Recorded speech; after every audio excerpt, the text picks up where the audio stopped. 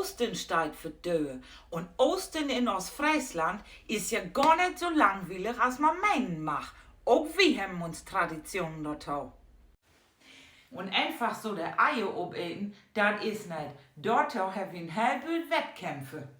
Gegen uns traditionelle Osterführ mag wie solche Sachen als Eier trülen, Eier schmieden, Nöten schäken oder uns Eier bicken. Der ein auf andere kennt das auch ohne Heken bicken. Eier trülen Montag findet natürlich Ostermontag statt. Wo hält traditionell seit Jahrhunderten in Leer an Plietenbach.